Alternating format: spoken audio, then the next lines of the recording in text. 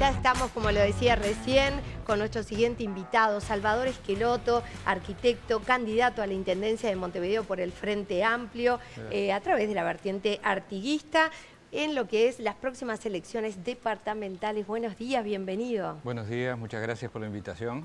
Gracias, Salvador. Quería repasar un poquito esta experiencia que usted tiene como es arquitecto y es un profesional con amplísima trayectoria y experiencia en gestión pública. Esqueloto trabajó en la Intendencia de Montevideo durante las administraciones de Mariano Arana y de Tabaré Vázquez y fue director nacional de vivienda entre 2016 y 2020. Es correcto todo esto que dije, ¿verdad? Sí, sí. O sea, sí. amplia experiencia en la Intendencia, si bien quizá no como una imagen tan conocida públicamente, y ni más ni menos que en la Intendencia, una de las intendencias que quizá más recordamos todos los uruguayos y se recuerda desde todos los partidos, ¿verdad? Que fue la de Mariano Arana. Bueno, claramente, porque aún años después de haber dejado de ser intendente, me consta que la gente por la calle o en los lugares donde asistía, porque él era un montevideano que participaba de mucha actividad cultural, social,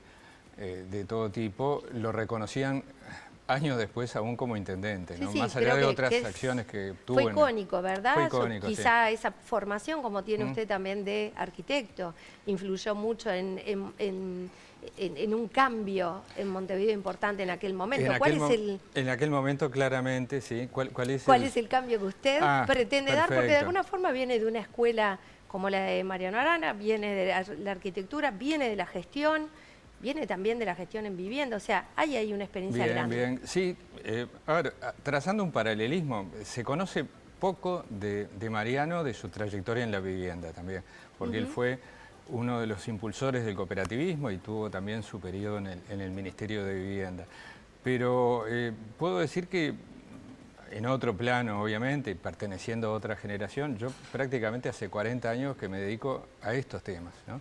A la ciudad, a la vivienda, al urbanismo, desde diferentes lugares, ¿no? Tú mencionaste mi participación en el sector público, pero yo también desde la actividad profesional he participado en proyectos urbanos, en consultorías y sobre todo tengo 40 años de docencia universitaria en historia de la arquitectura, pero también en proyecto urbano a nivel nacional e internacional y en la investigación. O sea, vengo pensando las ciudades y Montevideo desde diferentes ángulos, ¿no? Y también en la actividad práctica.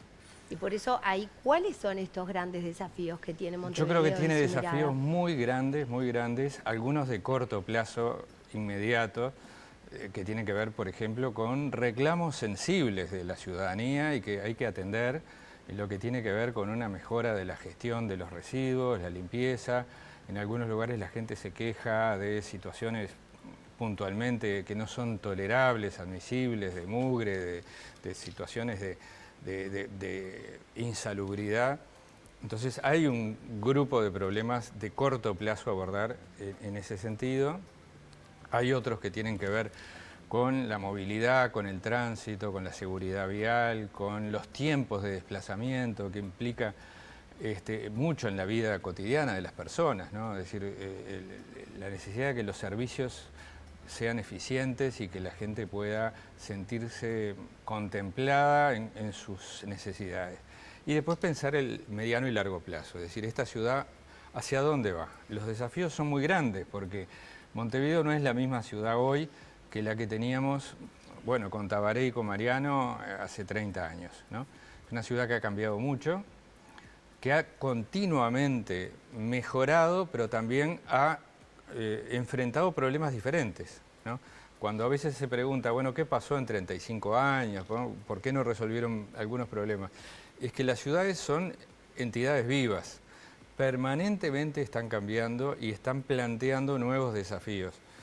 Pongamos un ejemplo que es muy notorio. Montevideo incorporó muchísimas viviendas nuevas en los últimos 20 años, ¿no?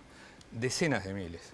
Muchas de ellas por el sector privado, que ha construido, y se nota, porque uno ve las grúas en las áreas centrales de la ciudad, viviendas nuevas, o en otros casos a través de financiamiento público, el cooperativismo.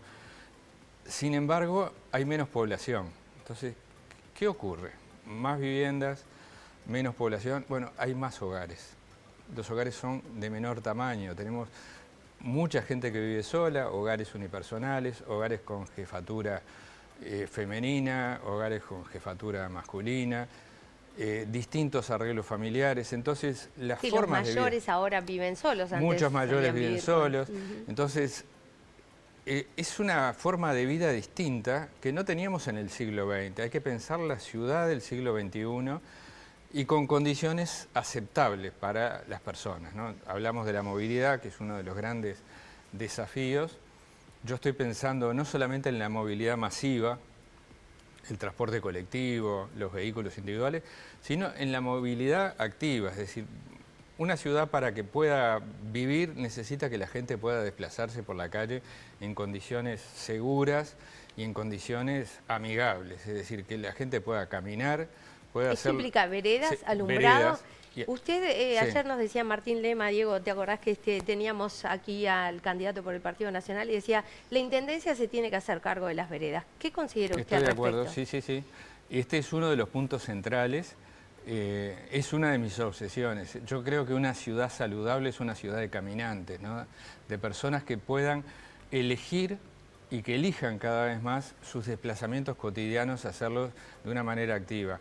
También en bicicleta, si así lo desean, pero sobre todo la calle tiene que volver a ser un lugar de vida para que los niños puedan ir de su casa al centro de estudios, a la escuela, al colegio, que los adolescentes puedan desplazarse también hacia su centro de estudio o al club o a hacer deporte y que lo hagan en condiciones de seguridad, tanto de día como de noche, que haya vida en la calle, que no sea un lugar simplemente para depositar chatarra, vehículos, ¿no?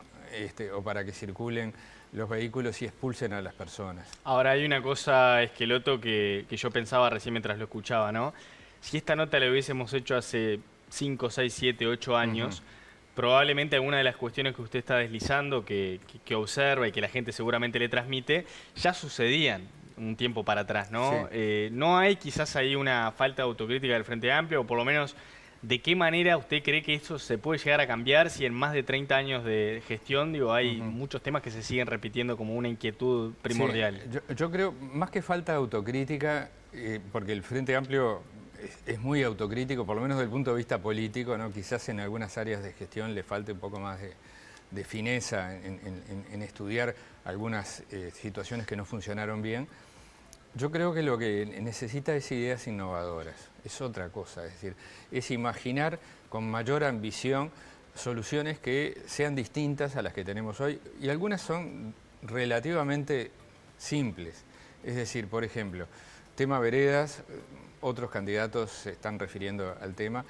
Hay un tema que es de gestión. Bien, ahí hay que modificar las normativas, que son normativas que vienen de los años 40 y 50, claramente. Pero también hay un tema de construcción, un tema de materialidad. No podemos seguir pensando, aunque parezca un poco puntual mi observación, en la baldosa de 20 centímetros por 20 centímetros de 9 panes, que se rompe, que queda floja, que uno la pisa y salta y moja, porque es algo que es obsoleto desde el punto de vista tecnológico. Hay que pensar en lo que los técnicos llamamos pavimentos continuos, que uno va a ciudades centrales, no estamos hablando de Latinoamérica, uno puede ir a París, al Champs-Élysées o a Nueva York, a la Quinta Avenida, y encuentra un pavimento asfáltico. Sí, ¿Cuál sí. es el problema? Lo que pasa es que también Montevideo es tan heterogéneo que es a veces complejo pensarlo. Yo me quedaba también con algo que decía recién, ¿no? Los técnicos le llamamos. Usted tiene un perfil mucho más técnico que político. ¿Alcanza eso para ser intendente de Montevideo? Porque uno necesita un respaldo. ¿Usted cree que su respaldo es sectorial puntualmente? No, bueno, ahí creo que es un tema bien interesante. Son dos temas, me planteaste dos. Uno, la diferencia o la combinación del perfil técnico y el perfil político.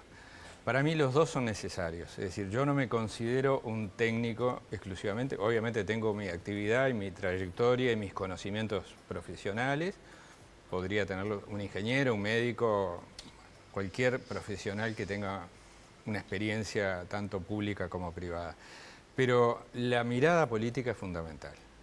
No puede estar ausente porque el gobierno departamental es justamente un gobierno, no es una empresa pública, no es una agencia, implica negociar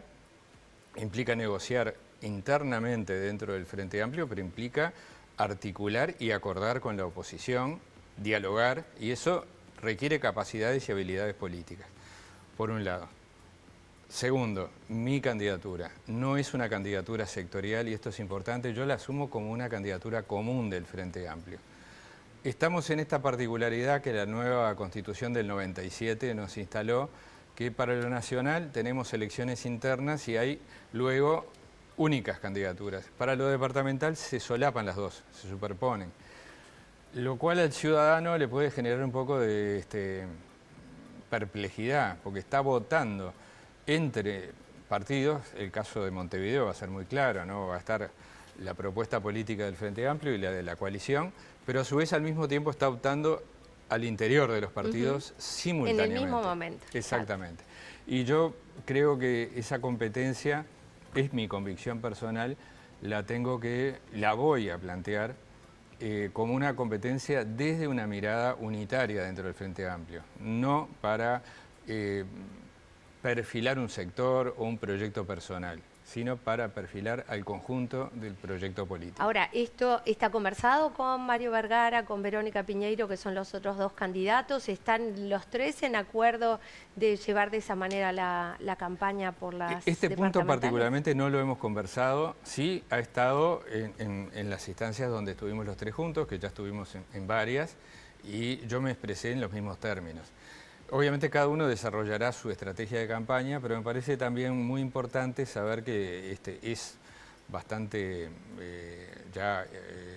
una decisión firme dentro del Frente Amplio que va a haber una campaña central, además de las tres particulares, ¿no? Entonces creo que eso es un diferencial positivo que nos va a ayudar a lograr esto que tú sin preguntas. duda hay algunos temas, como bien decíamos, técnicos, y yo me quedaría horas seguramente hablando del tema gestión de basura, movilidad y demás.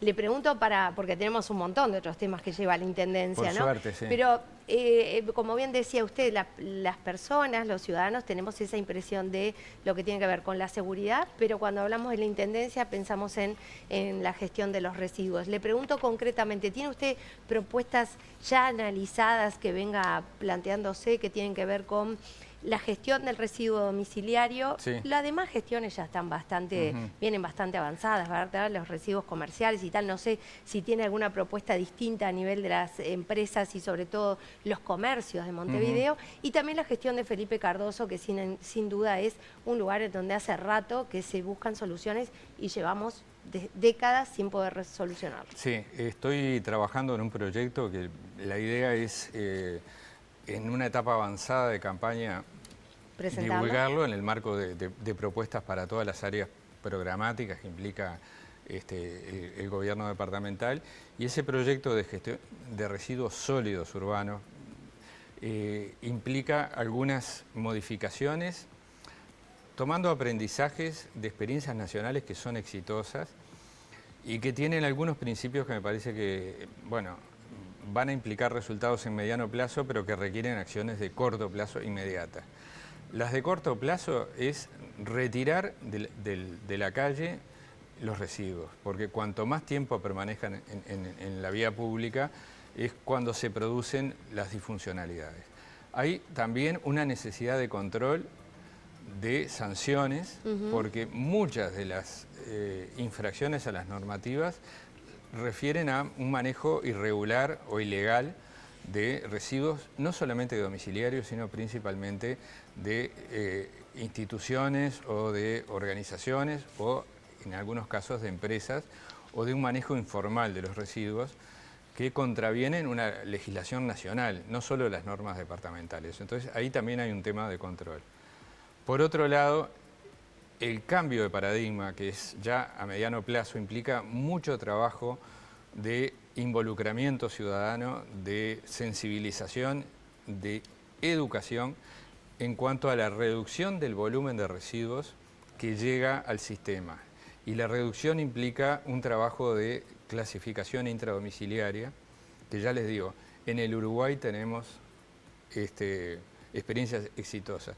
No solo intradomiciliaria en las casas de la gente, sino también en origen en los distintos productores de residuos, ¿no? Hay que cambiar la cabeza, no pensar en basura, sino que el residuo es también... Tiene valor. Tiene un valor, hay que valorizarlo. Las sociedades más avanzadas lo manejan de esta manera y eso implica también un desarrollo humano con otras, digamos, connotaciones que nos va a hacer crecer como comunidad. Terciarizar, por ejemplo, no puede ser una buena opción respecto a ese servicio. Yo no creo que pase por la dualidad estatizar, privatizar. Ya hay servicios que están tercerizados, algunos otros se ejercen en forma directa. En ese sentido creo que no hay una línea tajante que implique no cruzar de un lado para el otro, sino según cada caso se verá cuál es el mejor mecanismo. ¿Tiene una idea concreta para lo que es aquello de que no se puede abrir el contenedor y sacar lo que está dentro del contenedor que genera Hay un problema de diseño molestia de los contenedores y probablemente también en muchas zonas de la ciudad lo que tenga que ocurrir es discontinuar el sistema de contenedores. Es decir, que llegó a su límite, funcionó durante más de 20 años, casi 30. Sí, era lo que había además. No, y fue un avance sustantivo, ¿no? Porque el sistema de contenedores se implantó en los primeros 90, digamos, ¿no? Pero evidentemente hoy la situación es otra y probablemente hay que diferenciar áreas de la ciudad con distintos sistemas. En algunos lugares el contenedor no es claramente el sistema que da respuesta. Hay como una coincidencia general en eso, ¿verdad? Bien. Ha tenido un cruce reciente con el periodista Leonardo Abercon y en particular usted calificó a los periodistas como una horda de interruptores y de hacer simulacros de entrevistas también. Más allá de la defensa del gremio... No fue exactamente así, pero bueno, yo no voy a entrar en una aclaración de algo que yo escribí, pero no fue así. Lo puedo aclarar, digo, no hay problema. No, me parece que... A ver, lo que sí le pregunto es sí. si de alguna forma no demuestra un poco de intolerancia a la crítica, tal vez su reacción, o no afecta su imagen de candidato. ¿Cómo lo evalúa el episodio? Espero que no. Yo la verdad que soy una persona de diálogo. A lo largo de toda mi vida, tanto institucional, política, docente, profesional, nunca he tenido una controversia con nadie, absolutamente. Si en algún momento se me señala que he incurrido en una actitud incorrecta, no tengo ningún problema en admitirlo. Yo en realidad estoy pensando esta campaña desde una visión propositiva, positiva, mirando hacia adelante y no me interesa entrar en ningún tipo de confrontación con nadie, ni con ninguna corporación, ni con personas.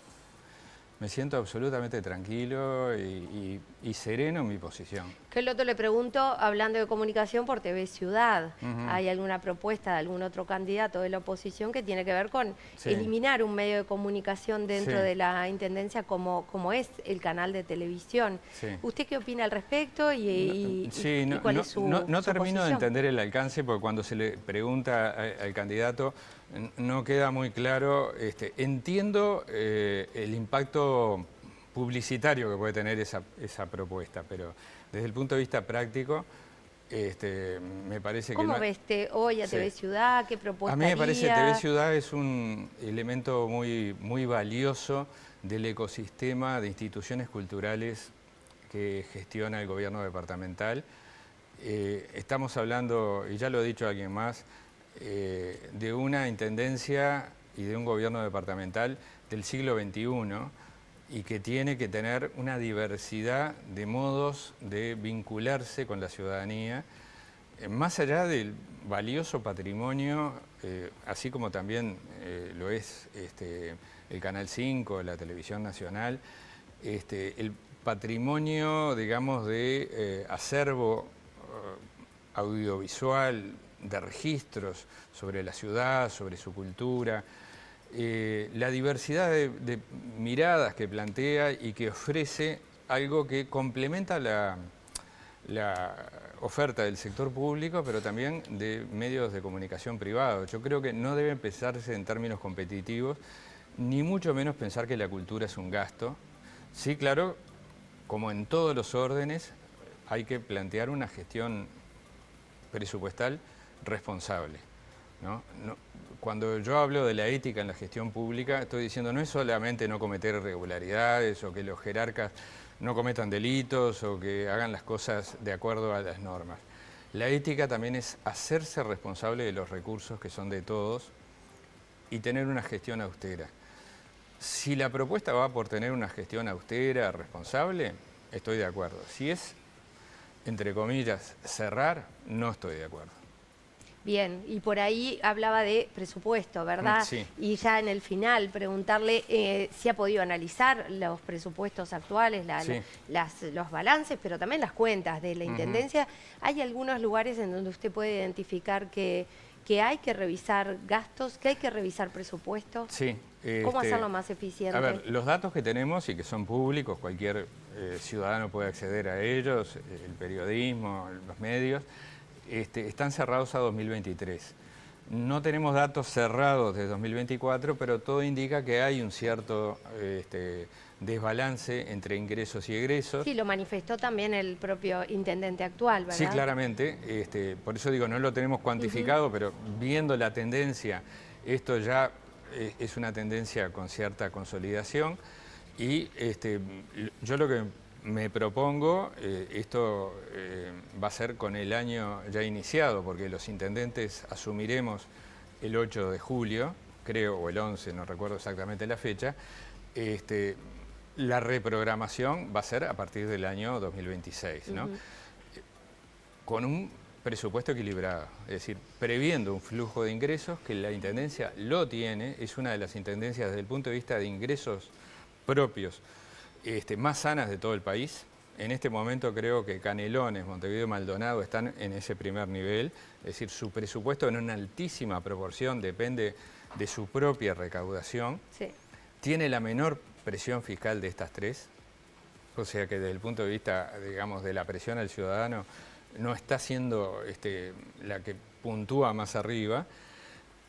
Y por otro lado están los gastos. Entonces hay que equilibrar el flujo financiero de manera que volvamos a tener un equilibrio como lo tuvo hace no tanto tiempo en la Intendencia. Bien, Salvador Esqueloto, muchas gracias por habernos acompañado. Gracias a ustedes y a las órdenes.